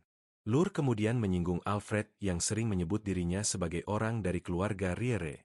Alfred membenarkannya dan mengatakan bahwa ia hanya tidak ingin bertarung dengan kakaknya. Ucapan itu justru membuat Lur semakin marah. Ia mengumpat karena mengira Alfred sengaja merendahkannya. Akhirnya Alfred menyetujui duel tersebut karena Lur terus memaksanya. Ia bersedia berlatih tanding, tetapi dengan satu syarat. Lur harus menggunakan pedang kayu latihan, sementara ia sendiri akan menggunakan pedang sungguhan. Para prajurit langsung mencemoohnya sebagai pengecut dan tidak tahu malu. Namun Lur sama sekali tidak keberatan dan menerima syarat itu. Beberapa orang bahkan mencoba menahannya karena hal itu terlalu berbahaya. tetapi Lur meminta mereka tidak khawatir. Menurutnya, pengecut seperti Alfred bukanlah lawannya. Alfred justru memuji sikap percaya diri khas bangsawan itu, lalu bertanya bagaimana jika tangannya terpleset saat bertarung. Lur menjawab bahwa ia tidak peduli. Kedua saudara itu pun saling berhadapan di tengah lapangan latihan. Lur langsung menyerang dengan cepat, memaksa Alfred berjuang keras menahan serangan tersebut. Tidak berhenti di situ, Lur terus menyerang tanpa memberi kesempatan. Banyak prajurit yang bersorak mendukungnya untuk mengalahkan Alfred. Pemuda yang dijuluki anak terkutuk itu terus bertahan menahan setiap serangan. Charlotte dan Makina juga menyaksikan dengan tegang. Para prajurit tersenyum puas melihat Alfred terpojok dan hanya terus bertahan. Charlotte semakin khawatir ketika melihat pedang yang digunakan tunangannya, mulai menunjukkan banyak bekas retakan pada bilahnya. Pedang itu sudah dipenuhi tekanan dan tampaknya akan patah cepat atau lambat. Makina bahkan tidak percaya Charlotte bisa melihat detail seperti itu dari tempat mereka berdiri. Ternyata Charlotte memiliki penglihatan yang sangat tajam, membuat Makina tercengang kagum. Charlotte juga menyadari bahwa Alfred selalu menahan serangan Lur dengan bagian pedang yang sama setiap kali. Hal itu membuat Charlotte mulai penasaran dengan rencana apa yang sedang dipikirkan tunangannya. Lur kemudian mengerahkan seluruh kekuatannya dalam satu serangan kuat hingga pedang Alfred akhirnya patah. Charlotte semakin cemas. Lur juga mendorong Alfred hingga ia terjatuh ke tanah. Para prajurit langsung bersorak melihat Lur berhasil memotong baja hanya dengan pedang kayu latihan. Mereka memujinya dengan penuh semangat. Charlotte sendiri tidak mengerti bagaimana Alfred bisa kalah meskipun menggunakan senjata sungguhan. Meskipun begitu, Alfred tetap bersikeras bahwa ia tidak merasa perlu meminta maaf. Baginya, seperti yang sudah ia katakan sebelumnya, kakaknya sama sekali tidak memiliki bukti. Melihat sikap Alfred yang masih tampak sombong, Lur kemudian melepas sarung tangannya dengan cara menggigitnya. Ia lalu mengusulkan sebuah ide lain. Dengan itu, Lur secara resmi menantang Alfred untuk berduel. Dalam duel tersebut, jika Lur menang, ia tidak perlu lagi bersusah payah mengejar Alfred dan mencari bukti yang disembunyikan adiknya. Selain itu, Alfred harus mengakui kesalahannya dan meminta maaf secara terbuka bersama Charlotte. Mendengar syarat itu, Alfred merasa ragu apakah ia bisa menerima hal tersebut. Alfred bahkan mengatakan bahwa Lur, yang menurutnya tidak ada apa-apanya dibanding dirinya, ternyata masih tetap sama seperti dulu. Namun Lur menegaskan bahwa jika Alfred menolak duel itu, berarti ia memang menyembunyikan sesuatu. Alfred terus bersikeras bahwa tidak ada bukti, tetapi menurut Lur sikapnya sendiri sudah cukup berbicara. Sebenarnya, jika Alfred menerima duel ini, ia tidak akan mendapatkan keuntungan apapun. Sebaliknya, ia justru berisiko kehilangan segalanya. Jika ia kalah, maka secara otomatis semua orang akan menganggapnya bersalah, meskipun sebenarnya tidak. Namun jika ia menolak, kecurigaan terhadap dirinya justru akan semakin besar dan situasinya menjadi semakin tidak masuk akal. Logika itu memang tidak sepenuhnya rasional, tetapi cukup bisa diterima oleh para prajurit yang menyaksikan. Alfred mengumpat dalam hati sambil mengepalkan tangannya. Ia sadar bahwa dirinya telah benar-benar terpojok. Akhirnya Alfred menerima tantangan duel tersebut, tetapi ia juga mengajukan sebuah syarat. Jika Alfred menang, Lur harus melepaskan kalung penanda kriminal yang dikenakan Charlotte, karena kuncinya berada di tangan kakaknya. Kalung itu sebenarnya adalah alat pengekang yang digunakan untuk para penjahat, sekaligus berfungsi sebagai segel sihir. Selama Charlotte memakainya, ia tidak bisa menggunakan sihir sama sekali. Meskipun hanya sementara, hal itu pasti sangat berat bagi Charlotte, karena kekuatan yang telah ia latih selama ini disegel begitu saja. Kalung tersebut tidak memiliki kunci utama, sehingga satu-satunya cara untuk melepaskannya adalah dengan menggunakan kunci yang dimiliki Lur. Ini adalah kesempatan Alfred untuk bernegosiasi secara langsung. Ia bahkan sengaja memancing kakaknya agar tidak menolak dengan mengatakan bahwa Lur mungkin memiliki sesuatu yang ingin ia sembunyikan. Akhirnya Lur setuju untuk melepaskan kalung itu jika Alfred menang, tetapi ia tetap menegaskan bahwa itu tidak berarti Alfred memiliki peluang untuk menang sejak awal. Duel tersebut dijadwalkan berlangsung 2 minggu lagi. Hingga saat itu tiba, Lur menyuruh Alfred mempersiapkan diri menghadapi apa yang akan datang. Di sisi lain, Charlotte berlari menyusul langkah Makina di lorong istana. Ia menanyakan mengapa Alfred memanggil pelayannya dan merasa sangat khawatir dengan apa yang baru saja terjadi. Makina sendiri mengaku juga penasaran, sehingga ia berniat menemui Alfred secara langsung untuk berbicara dengannya. Charlotte memahami hal itu. Namun sebelum Makina benar-benar pergi, Charlotte kembali menyinggung alasan mengapa Alfred sengaja kalah sebelumnya. Ia bahkan sampai merusak pedangnya sendiri. Charlotte benar-benar tidak mengerti apa yang kadang dipikirkan Alfred, dan mengapa ia melakukan hal-hal seperti itu. Makina kemudian menjelaskan bahwa semua itu sebenarnya dilakukan demi Lur, sesuatu yang membuat Charlotte terkejut. Alfred memang sengaja memainkan peran sebagai pangeran ketiga yang pengecut dan hina. Dengan merendahkan posisinya sendiri, ia justru mengangkat kedudukan Lur. Namun tentu saja, dalam kejadian ini ia juga berusaha menggambarkan Charlotte hanya sebagai korban yang terjebak dalam rencananya yang jahat. Dengan cara itu, para prajurit yang tidak mengetahui kebenaran akan semakin bersumpah setia kepada Lur. Charlotte pun teringat bagaimana para prajurit tadi mendukung Lur. Hal seperti itu sebenarnya bukan hal baru baginya. Alfred selalu bertindak sebagai bayangan bagi Lur. Bukan hanya untuknya saja. Demi membuat cahaya keluarga kerajaan bersinar lebih terang, Alfred telah bergerak dari balik bayangan, memanfaatkan reputasi buruknya sebagai anak terkutuk. Alasan ia rela mengorbankan seluruh kesejahteraannya untuk tujuan itu adalah karena cintanya kepada keluarganya melebihi segalanya. Bagi Alfred, yang paling penting bukanlah kerajaan atau rakyatnya, melainkan keluarga yang tetap menerimanya dan memberinya kasih sayang meskipun ia dianggap terkutuk. Karena itulah ia bersedia memikul beban tersebut demi keluarganya. Makina yakin bahwa Charlotte sebenarnya sudah memahami alasan di balik berakhirnya pertunangannya dengan Lur. Namun pertunangan itu sejak awal bukanlah urusan pribadi, melainkan perjanjian darah antara keluarga kerajaan dan keluarga bangsawan. Jika perjanjian tersebut dibatalkan hanya karena perasaan pribadi, hal itu akan sangat membahayakan kredibilitas keluarga kerajaan. Jika Alfred tidak datang menerobos dan menimbulkan keributan saat itu, Lur seharusnya tidak bisa menghindari konsekuensi dari tindakannya. Namun secara terbuka, justru Alfred yang menanggung sebagian besar tanggung jawab atas kekacauan tersebut.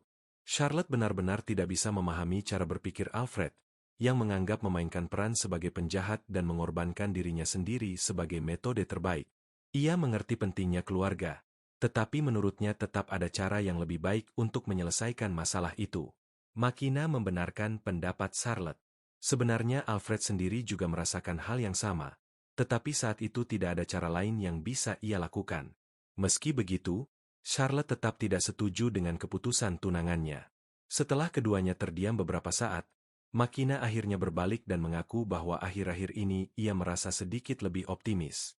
Bahkan pertunangan Alfred dengan Charlotte benar-benar berada di luar dugaannya. Karena itu, mungkin saja sesuatu akan berubah. Sebenarnya Makina sangat berharap hal itu benar-benar berubah. Itulah alasan dibalik optimisme yang ia rasakan. Charlotte hanya terdiam, tidak mampu berkata apa-apa, hingga Makina memberitahu bahwa mereka sudah sampai di depan kamar Alfred. Begitu mereka masuk, Alfred langsung meminta maaf karena telah melibatkan Charlotte dalam masalah pribadinya. Charlotte sendiri mengatakan bahwa ia tidak keberatan. Namun Makina langsung memuji tuannya yang menurutnya baru saja memberi mereka kesempatan untuk mendapatkan kunci kalung itu, sekaligus membuktikan bahwa Charlotte tidak bersalah. Menurutnya, itu benar-benar langkah yang luar biasa, persis seperti yang ia harapkan dari tuannya. Meskipun begitu, situasi mereka tetap tidak baik. Sekarang Charlotte sudah benar-benar terlibat dalam masalah ini. Karena itu Alfred memutuskan bahwa ia tidak boleh kalah. Ia bertekad untuk melakukan apapun yang bisa ia lakukan. Alfred kemudian berdiri dan mengatakan kepada kedua gadis di depannya untuk bersiap pergi. Makina bertanya kemana tujuan mereka. Alfred menjawab bahwa masih ada beberapa hal yang belum ia selesaikan, sehingga ia berencana menemui orang tua Charlotte. Mendengar itu, kedua gadis tersebut langsung terkejut. Wajah Charlotte bahkan langsung memerah.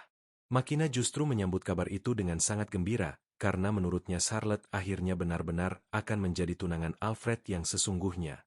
Alfred pun menyuruh mereka segera bersiap. Sepanjang perjalanan, Makina terus tersenyum bahagia sambil berulang kali mengatakan bahwa Alfred akhirnya memiliki tunangan, hal yang membuat tuannya merasa kesal. Menurut Makina, setelah Alfred secara langsung menemui orang tua Charlotte, pertunangan mereka akan terasa jauh lebih resmi. meskipun sebenarnya sejak awal sudah resmi.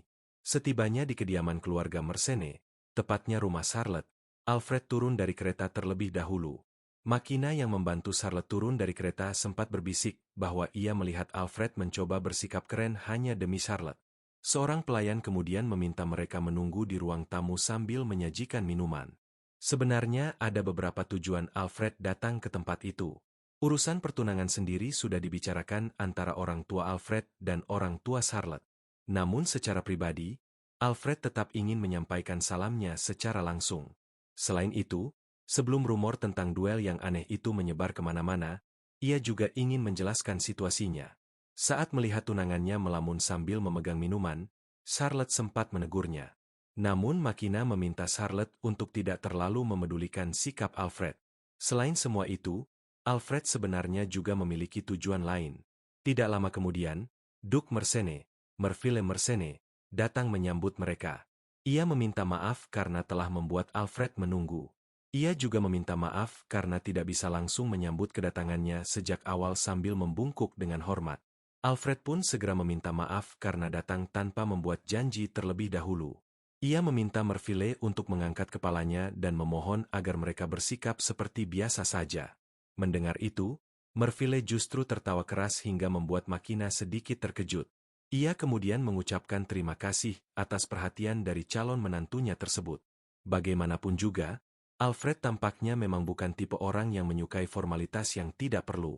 Merville sebenarnya sudah menduganya. Seperti biasa, tidak satupun dari mereka bertindak sesuai dengan posisi masing-masing. Charlotte lalu bertanya tentang sikap aneh ayahnya yang tampak cukup akrab dengan Alfred. Alfred menjelaskan bahwa setiap kali suasana di istana terasa pengap, Merville biasanya melindunginya, dan dari situlah mereka mulai mengobrol. Hal itu terjadi tanpa sepengetahuan Charlotte. Ada alasan mengapa Charlotte tidak mengetahui hal tersebut, terutama mengingat posisi Lur. Alfred pernah meminta agar masalah itu dirahasiakan hanya di antara mereka berdua, tetapi tampaknya kini hal itu tidak perlu lagi dilakukan. Alfred sepertinya sudah memutuskan untuk mengungkapkannya. Tangannya mengepal erat dengan ekspresi yang sangat serius. Ia mengatakan bahwa kedatangannya hari ini adalah untuk menyampaikan salam sebagai tunangan Charlotte. Ia juga mengakui bahwa ia ingin meminta maaf. Namun Merville tahu bahwa itu bukan satu-satunya hal yang ingin dikatakan Alfred. Ia mengaku sudah mendengar tentang duel tersebut. Pendengarannya memang tajam, meskipun kesepakatan duel itu baru terjadi kemarin. Jika calon ayah mertuanya sudah mengetahuinya, Alfred merasa hal itu justru membuat semuanya lebih cepat. Seperti yang bisa diduga, pertemuan hari ini bukan sekadar percakapan ringan. Alfred kemudian meminta izin untuk bertemu dengan perajin perhiasan legendaris. Charlotte tidak menyangka Alfred akan menanyakan tentang perajin tersebut, yaitu pengrajin yang membuat cincin sihir. Singkatnya, cincin sihir berfungsi sebagai wadah mana. Melalui cincin-cincin itulah manusia pertama kali dapat menjelajahi dunia sihir. Perajin itu adalah seseorang yang mengolah batu mana untuk membuat cincin-cincin tersebut. Tidak berlebihan jika dikatakan bahwa mereka telah meletakkan fondasi yang membangun masyarakat saat ini. Ia adalah mantan perajin istana dari bengkel kerajaan, yang dikenal sebagai perajin legendaris. Konon ia tiba-tiba menghilang dan menyerahkan semuanya kepada murid-muridnya. Baru-baru ini, orang itu muncul kembali. Setelah berkomunikasi dengan keluarga Mersenne, Alfred mengetahui bahwa negosiasi sedang berlangsung untuk kemungkinan kembalinya sang perajin ke bengkel kerajaan. Merville juga memuji calon menantunya yang berpengetahuan luas, meskipun informasi ini masih terbatas hanya bagi segelintir orang, termasuk yang mulia. Ia juga melihat bahwa Alfred memiliki beberapa bawahan yang sangat cakap di bawah komandonya. Charlotte hanya ternganga tidak mengerti, sementara Makina bersenandung acuh tak acuh. Mengenai negosiasi tersebut, Alfred meminta izin kepada Merville untuk menanganinya. Pria paruh baya bertubuh kekar itu lalu menanyakan alasannya. Ternyata hal itu berkaitan dengan persiapan Alfred untuk menghadapi saudaranya, Lur. Bahkan jika menggunakan jenis cincin sihir yang sama, keterampilan pembuatnya dapat menciptakan perbedaan yang sangat besar. Karena itu, hasil karya perajin legendaris merupakan harta yang tidak bisa diabaikan oleh Alfred. Merville menilai usulan tersebut sangat khas Alfred. Ia memegang dagunya sambil memastikan bahwa memang benar urusan ini sedang ia tangani, dan mereka sebenarnya memiliki wewenang untuk mengubah siapa yang memimpin negosiasi. Namun kemudian ia meminta izin untuk berbicara dengan jujur. Ia mengatakan bahwa ia tidak dapat menaruh kepercayaan pada Alfred. Charlotte langsung menghantam meja karena tidak puas dengan jawaban itu, membuat ayahnya memintanya untuk tenang. Charlotte akhirnya duduk kembali sambil menghela napas kesal. Merville kemudian mengungkapkan bahwa putrinya memiliki bakat, lahir dengan mana perak. Ia memiliki potensi untuk menjalankan misi mendukung keluarga kerajaan.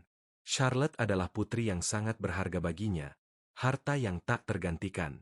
Mereka mempercayakan gadis itu karena memiliki kepercayaan penuh kepada keluarga kerajaan. Namun kepercayaan itu telah dikhianati, dan Merville tidak dapat menahan keraguannya. Tangannya mengepal erat, dipenuhi kemarahan. Ia telah merenungkan kembali arti kesetiaannya kepada keluarga kerajaan ini.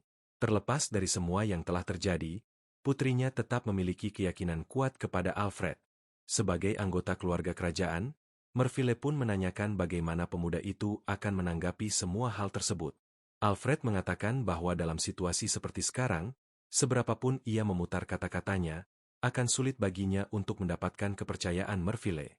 Selain itu, ia adalah anak terkutuk, dan kata-kata seorang penjahat yang menyedihkan seperti dirinya mungkin tidak akan memengaruhi Merville. Merville sempat terkejut karena Alfred tampak seperti telah menyerah, tetapi ternyata tidak. Pemuda itu menyeringai, lalu melemparkan sebuah cincin berkilau yang diambil dari saku jasnya. Itu adalah cincin salib. Charlotte mengenali bahwa cincin tersebut merupakan salah satu harta penting milik keluarga kerajaan.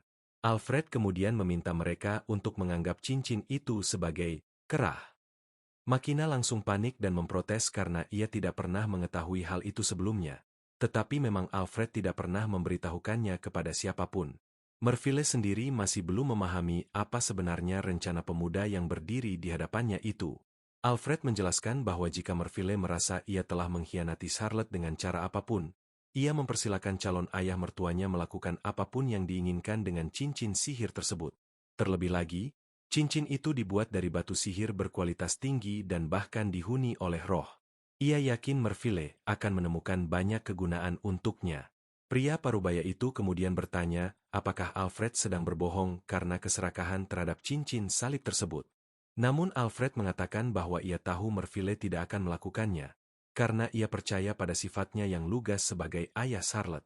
Akhirnya Merville bersedia memegang cincin itu dengan penuh tanggung jawab.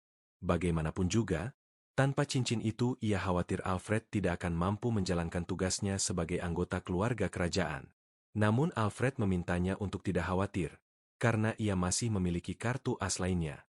Merville tidak menyangka bahwa calon menantunya telah merencanakan hal ini sejauh itu. Karena itu, setelah mengambil alih kendali dari keluarga Mersenne, ia meminta Alfred untuk menangani negosiasi dengan perajin perhiasan legendaris tersebut. Alfred tentu saja menerimanya dengan sangat siap.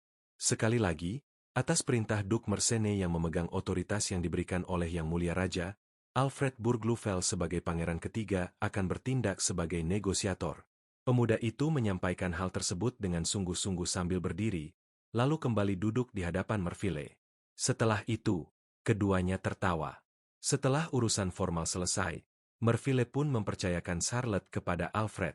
Ia juga mengakui bahwa ia perlu meminta maaf karena sebenarnya ia sedang menguji pemuda itu untuk memastikan apakah Alfred benar-benar bisa dipercaya menjaga putrinya.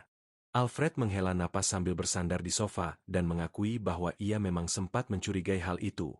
Merville mengatakan bahwa ia siap menerima segala konsekuensi dari tindakannya, tetapi Alfred tidak merasa hal itu perlu. Kenyataan yang tidak dapat disangkal adalah bahwa Merville memang telah dikhianati oleh keluarga kerajaan. Pria parubaya itu tertawa, karena ia sudah menduga Alfred akan mengatakan hal tersebut. Alfred pun mengatakan bahwa Merville masih saja licik seperti dulu. Tak lama kemudian Alfred dihujani pertanyaan tentang kapan ia akan memulai negosiasi tersebut. Ia bertekad untuk memulainya secepat mungkin. Namun ia masih perlu melakukan beberapa persiapan, sehingga kemungkinan besar pertemuan akan dilakukan keesokan harinya. Jika begitu, Merville mengundangnya untuk menginap di rumahnya, sambil tersenyum ramah. Dengan tinggal di sana, Alfred juga bisa menghindari Lur untuk sementara waktu. Alfred sangat berterima kasih kepada Duke Mersenne dan dengan senang hati menerima tawaran itu. Alfred akan menggunakan kamar tamu di rumah tersebut, sementara Charlotte memiliki kamarnya sendiri. Makina sendiri tampak sibuk menikmati makanan ringan yang disajikan. Namun Alfred sempat khawatir bahwa mereka bisa berada dalam bahaya jika tetap tinggal di sana. Karena Charlotte tidak dapat menggunakan sihirnya untuk saat ini, Alfred menugaskan Makina untuk menemani tunangannya malam itu, berjaga-jaga jika terjadi sesuatu. Pelayan itu menyambut tugas tersebut dengan penuh semangat. Ia bahkan mengajak Charlotte untuk mengobrol sebagai sesama gadis sampai pagi. Alfred kemudian mengingatkan bahwa Makina mungkin sedikit merepotkan, tetapi ia meminta tunangannya untuk bersabar. Charlotte tertawa dan mengatakan agar Alfred tidak khawatir, karena ia justru menikmati mengobrol dengan Makina. Alfred juga mengingatkan bahwa mereka akan berangkat keesokan paginya, sehingga kedua gadis itu harus beristirahat dengan baik. Walaupun Makina terkadang terlihat ceroboh, ia sebenarnya adalah salah satu bawahan paling cakap yang dimiliki Alfred. Karena itu, Alfred merasa tenang mengetahui Makina berada di sisi Charlotte yang saat ini tidak memiliki kekuatan untuk melindungi dirinya. Namun demikian, Alfred memohon dengan sangat agar Makina tidak mengatakan hal-hal yang tidak perlu. Pikirannya sempat teringat pada saat Makina pernah menunjukkan buku yang memalukan itu kepadanya. Malam pun semakin larut. Makina yang sudah duduk di sofa sambil memeluk bantal memanggil Charlotte dan mengajaknya mengobrol sebagai sesama gadis. Charlotte pun duduk lemas di atas tempat tidur. Meskipun merasa dirinya mungkin tidak terlalu pandai dalam hal itu, Charlotte berjanji akan mencoba sebaik mungkin. Terlebih lagi, ia selalu mengagumi tradisi yang dikenal sebagai Girls Talk. Selama ini Charlotte tidak pernah benar-benar memiliki teman dekat untuk berbagi cerita dan pengalaman. Karena itu, ia benar-benar merasa senang sekarang. Namun seperti yang dikatakan Alfred, mereka harus bangun pagi, sehingga sebaiknya tidak begadang terlalu lama. Charlotte memutuskan untuk berbincang sebentar saja sebelum tidur lebih awal. Meskipun tidak sepenuhnya memahami maksudnya, Charlotte melihat Makina tampak kesal dan bergumam pelan. Makina kemudian mengajak melanjutkan percakapan, dan karena Charlotte baru saja bertunangan, ia mengatakan bahwa topik pertama seharusnya dimulai dari Putri Duke Mersenne itu. Namun Charlotte sendiri tidak tahu apa yang sebaiknya ia katakan dalam situasi seperti ini, meskipun sebenarnya ia ingin bertanya sesuatu. Makina mengatakan bahwa ia siap menceritakan segala hal tentang koleksi harta Alfred, bahkan sampai ke tempat-tempat persembunyiannya. Namun Charlotte justru lebih penasaran tentang bagaimana Makina bisa bertemu dengan Alfred, karena tampaknya pelayan itu sudah mengenalnya sejak lama. Makina kemudian menyadari bahwa ia memang belum pernah menceritakan hal itu sebelumnya, tetapi menurutnya kisah tersebut tidak terlalu menarik. Charlotte langsung terkejut dan mengakui bahwa pertanyaannya mungkin hanya pertanyaan yang bodoh. Ia tidak bermaksud menggali informasi pribadi. Makina malah tertawa dan meminta maaf karena mungkin tadi ia menjelaskannya dengan kurang jelas. Meskipun tidak lucu, kejadian itu juga bukan kenangan buruk baginya. Gadis itu sendiri tampak sedikit bingung bagaimana menjelaskannya. Singkatnya, Alfredlah yang menemukan dirinya. Makina tidak bisa mengingat apapun tentang masa lalunya selain namanya. Kenangan paling awal yang ia miliki hanyalah suara burung berkicau dan terbang di atas bangunan. Ia juga ingat suara perutnya yang keroncongan dan bau tanah di lantai tempat tubuhnya yang lemah meringkuk. Makina tidak tahu harus pergi kemana dan hampir tidak memiliki harapan untuk bertahan hidup, tetapi meskipun begitu ia tidak ingin menyerah pada hidupnya. Setiap hari adalah perjuangan untuk bertahan hidup. Gadis kecil itu harus hidup dengan mencuri makanan dan uang. Charlotte segera meminta maaf karena merasa telah mengingatkan Makina pada kenangan buruknya. Namun Makina dengan bangga mengatakan bahwa ia sebenarnya lebih licik daripada yang terlihat, sehingga ia cukup pandai melakukan hal-hal seperti itu. Tetapi suatu hari ia membuat kesalahan. Makina tertangkap basah oleh penjaga toko saat sedang mencuri, dan mereka memukulinya dengan keras. Ia mengakui bahwa itu memang salahnya karena telah mencuri. Namun setidaknya, saat itu ia masih hidup dan masih lapar. Meski begitu, Charlotte tidak bisa menerima hal tersebut, karena menurutnya apa yang dilakukan orang-orang itu kepada Makina sangat kejam. Makina hanya menanggapinya dengan santai dan mengatakan bahwa jika mereka sampai memakannya, situasinya akan jauh lebih buruk. Makanan seperti itu pasti mengerikan bagi seorang gadis. Pada saat itulah, secara kebetulan Alfred lewat. Ia meminta izin untuk membeli sekantung pasir, sambil menunjuk tubuh Makina yang penuh luka dan tergeletak di tanah. Baik penjaga toko maupun Makina sendiri langsung terkejut mendengarnya. Tanpa ragu, Alfred memberikan setumpuk koin emas kepada penjaga toko itu lalu membawa Makina pergi bersamanya. Begitulah cara Alfred mendapatkan gadis tersebut. Berkat kegagalan itu, pangeran ketiga yang memiliki hobi membeli karung pasir manusia menjadi bahan pembicaraan di mana-mana. Alfred membeli seorang anak yatim piatu kotor dari jalanan seperti itu, lalu memerintahkan para pelayan untuk memandikannya dengan air hangat, memberinya makanan, pakaian, dan tempat tidur, kemudian mempekerjakan gadis itu sebagai pelayannya. Jika ada orang yang mempertanyakan keberadaan Makina, Alfred hanya menjelaskan bahwa gadis itu adalah alat miliknya dan meminta mereka berhenti mengeluh tentang apa yang ia lakukan terhadap barang pribadinya. Justru karena Alfred memperlakukan Makina sebagai alat semata, di istana kerajaan gadis itu perlahan berubah dari orang asing yang compang-camping menjadi anak yang dikasihani. Ia tidak lagi dipandang sebagai manusia yang mencurigakan, melainkan sebagai anak yang malang, dan para pelayan lain pun mulai memperlakukannya dengan hangat. Charlotte terkejut mendengar cerita itu, karena hal tersebut mengingatkannya pada penderitaannya bersama Lur. Ketika Alfred sekali lagi memainkan peran sebagai penjahat demi melindunginya, perasaan itu terasa seperti kenangan lama yang kembali muncul. Makina kemudian berbaring santai di sofa, sementara Charlotte merasa terharu karena tunangannya selalu mengorbankan dirinya demi orang lain. Sebagai pelayan Alfred, hal itu justru menjadi masalah besar bagi Makina. Ia mengatakan bahwa Charlotte juga pasti akan menghadapi masa-masa sulit. Charlotte malah tertawa mendengarnya. Makina merasa ceritanya sudah cukup sampai di situ. Lalu ia menjadi penasaran dengan Charlotte sebagai balasannya. Terutama karena bagian paling menarik dari Girls Talk tentu saja adalah masalah percintaan. Sambil mengintip dari balik bantal dengan tatapan menggoda, Makina meminta Charlotte untuk jujur mengatakan pendapatnya tentang Alfred. Ia jelas berbicara tentang cinta, karena sekarang mereka berdua sudah bertunangan. Biasanya, dalam pernikahan politik, kedua pihak hanya melanjutkan hubungan tanpa memedulikan perasaan masing-masing. Namun mengingat pertunangan Charlotte sebelumnya berakhir dengan buruk, wajar jika orang mengira ia akan ragu untuk mempercayai pria lain.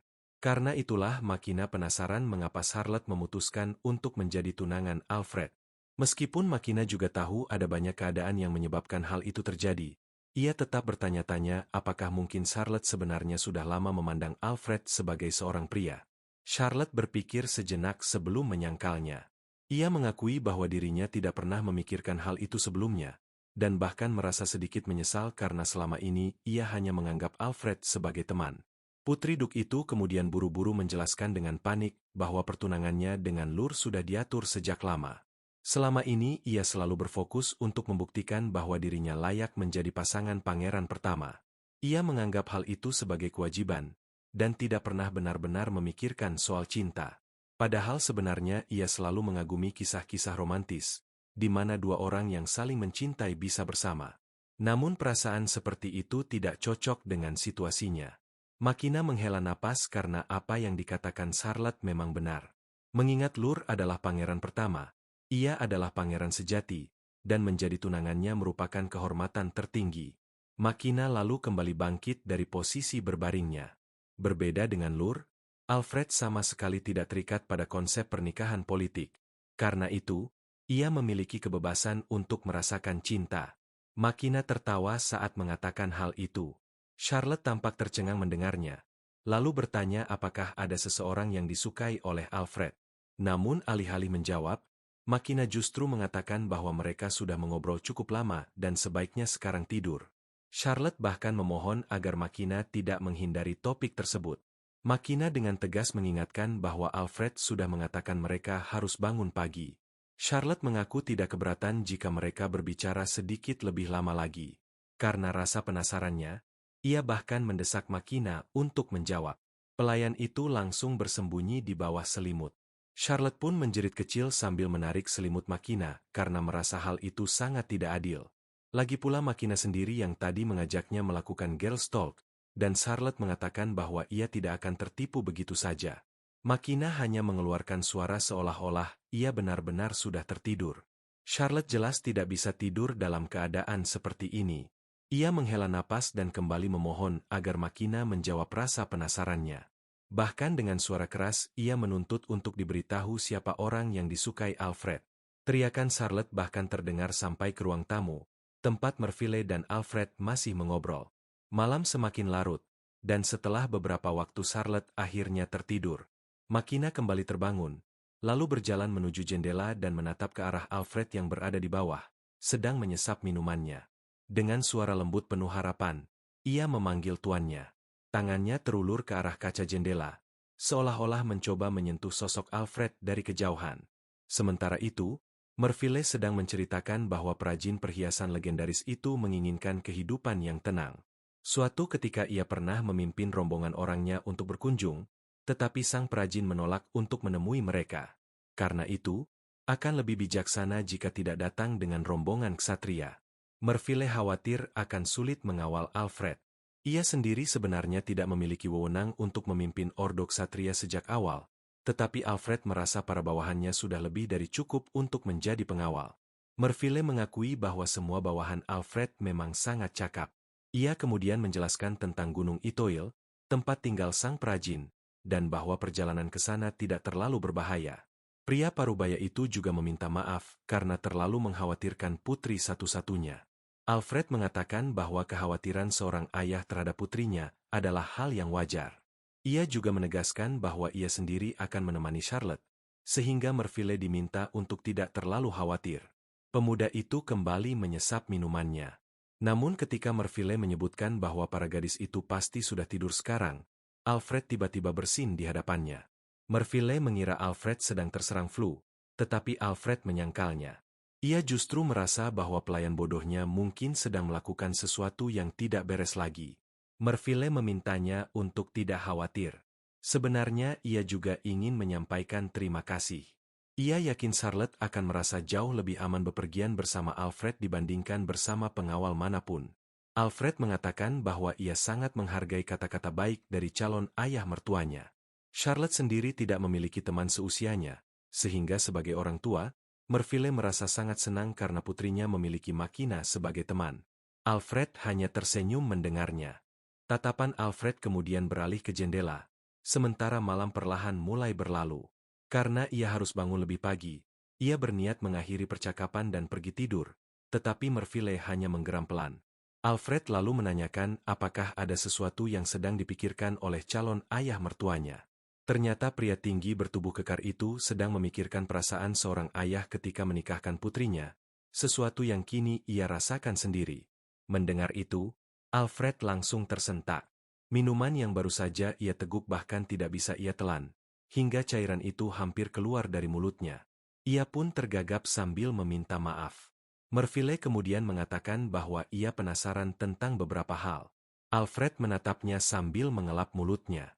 Merville membayangkan bahwa keluarga pasti merupakan sesuatu yang sangat berharga bagi Alfred. Karena itulah pemuda itu sampai berani melawan Lur yang sebenarnya ia hormati. Semua demi melindungi Charlotte. Hal itulah yang membuatnya penasaran. Alfred kemudian berdiri dan berjalan menuju jendela. Dengan jujur ia mengakui bahwa ia sebenarnya tidak terlalu peduli pada nasib kerajaan ini, tidak seperti Charlotte. Tangannya menyentuh kaca jendela, tatapannya jatuh ke bawah, tetapi pikirannya justru teringat pada masa kecilnya ketika menghadiri sebuah acara. Saat itu, Alfred kecil menjadi bahan pembicaraan banyak orang. Mereka saling mengingatkan untuk tidak mendekatinya. Sebagian bahkan merasa heran mengapa sang raja belum menyingkirkannya lebih cepat, dan menganggap anak itu sudah gila. Mereka juga berbisik dengan ngeri ketika melihat warna rambutnya. Tiba-tiba Lur datang dan berteriak kepada semua orang yang sedang bergosip tentang adiknya. Ia menyuruh mereka menyampaikan pendapat mereka langsung kepada raja. Lur menegaskan bahwa Alfred adalah bangsawan sejati, dan sikap mereka merupakan pengkhianatan terhadap mahkota, meskipun mereka masih mengaku sebagai warga yang bangga dari kerajaan Louisville. Setelah itu, Lur menarik Alfred menjauh dari kerumunan, mengatakan bahwa bergaul dengan orang-orang seperti mereka hanya akan menodai nama baiknya. Alfred kecil hanya menatap tangan yang ditarik oleh Lur. Dulu, kakaknya Lur adalah sosok seperti raja baginya, figur yang menginspirasi. Ia tidak pernah peduli pada warna rambut, mata, ataupun sihir. Ia hanya menerima Alfred apa adanya. Karena itulah Alfred sangat mencintainya. Alfred mengepalkan tangan yang sebelumnya menyentuh kaca jendela. Ia kemudian mengakui bahwa ia sebenarnya tidak peduli pada apa yang terjadi pada rakyat kerajaan. Satu-satunya orang yang ingin ia lindungi adalah orang-orang yang ia cintai secara pribadi. Dan tentu saja, Charlotte adalah salah satu dari mereka. Itulah alasan mengapa ia akhirnya menentang Lur. Alfred kemudian berbalik menatap Merville dan mengatakan bahwa ia akan melindungi Charlotte, karena ia percaya pada pentingnya menjaga orang-orang yang dekat dengannya. Merville mengulang kata-kata pemuda itu, yang mengakui bahwa ia hanya akan melindungi orang-orang yang ia cintai. Namun, sebagai seorang pangeran dari negeri ini, Merville merasa bahwa hal itu saja tidaklah cukup. Alfred menghela napas, mengatakan bahwa sejak awal ia memang tidak pernah cocok untuk peran seperti itu. Ia kemudian tertawa sambil menggaruk kepalanya ketika Merville menegaskan kembali kata-katanya. Bagaimanapun, Merville menghargai kejujuran Alfred karena ia tidak mencoba mengaku mampu melakukan sesuatu yang sebenarnya tidak bisa ia lakukan. Alfred kembali menyesap minumannya. Sambil tersenyum, Merville lalu menanyakan apa yang disukai Alfred dari putrinya, jika pemuda itu bersedia menjawab. Mendengar pertanyaan itu, Alfred langsung menyemburkan minumannya lagi. Ia benar-benar terkejut karena tiba-tiba dihadapkan dengan pertanyaan seperti itu. Merville kemudian membela dirinya dengan mengatakan bahwa sebagai orang tua, wajar baginya untuk ingin mengetahui hal tersebut. Ia menyesap minumannya di sela-sela percakapan. Terlebih lagi, dalam pernikahan yang murni bersifat politik antara dua keluarga bangsawan, biasanya tidak perlu melibatkan perasaan romantis. Karena itu, Merville bertanya apakah Alfred memiliki keluhan tentang Charlotte.